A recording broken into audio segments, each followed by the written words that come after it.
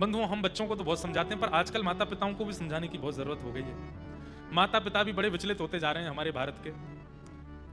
बच्चा धुआं उड़ाता है, उससे दिक्कत नहीं है। बच्चा पीला पानी पीता है, उससे दिक्कत नहीं है। बच्चा मांस खाता है, उससे दिक्कत नहीं है। पर पूरे दिन कथा सुनता है, इससे बहुत दिक्कत हो जाती है कई माता पिताओं को। ये ताली बजाने वाली बात ही नहीं है। अरे कोटा वालों, क्या कर रहे हो आप? ये ताली बजाने वाली बात है? हमसे पूछिए, हमसे हजारों लोग मिलने आते हैं, आधे से ज्यादा बच्चे रोते हुए आते हैं। क्यों?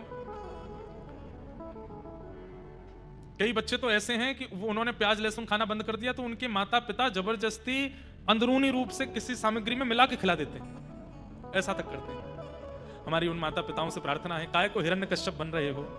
वो दिन दूर नहीं होगा कि नृसिंह प्रकट हो जाएंगे। फिर दौड़ते डोलोगे तो ब्रह्मांड में कोई रक्षा नहीं करेगा। फिर कम से कम बच्चे व्यसन तो नहीं कर रहे, गलत काम तो नहीं कर रहे हैं। जैसे तैसे व्यासपीठ के माध्यम से, कथाओं के माध्यम से, भक्ति पथ के माध्यम से बच्चों में सुधार आ रहा है, वो भक्ति मार्ग की ओर बढ़ रहे हैं। कोई मीरा के पथ पर, कोई कृष्णदास के पथ पर चल रहा है। आप क्यों उनको इस प्रकार से प्रताड़ित कर रहे हैं?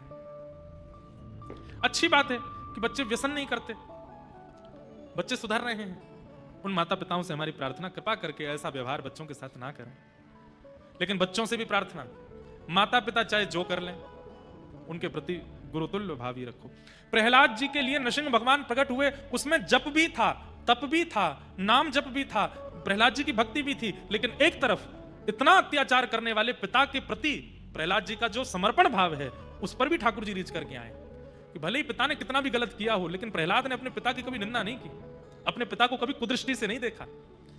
हिरण्यकश्यप लात मारते हैं, हिरण्यकश्यप गालियां देते हैं, हिरण्यकश्यप मरवाने के लिए तैयार करते हैं, पर नित्य प्रहलाद जी का नियम है, सुबह उठते ही स्नान ध्यान करते ही सैनिकों से कहते हैं, एक बार पूज्य माता जी और पिताजी के चरण स्पर्श करा लाओ। हाथ में हथकड़ियां हैं, पैरों में बेड़ियां हैं।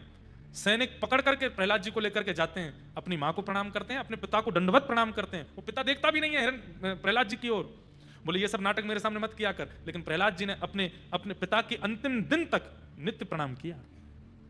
मेरे पिता चाहे जैसे हूं, इनकी वजह से मैं हूं, रोज प्रणाम करते हैं।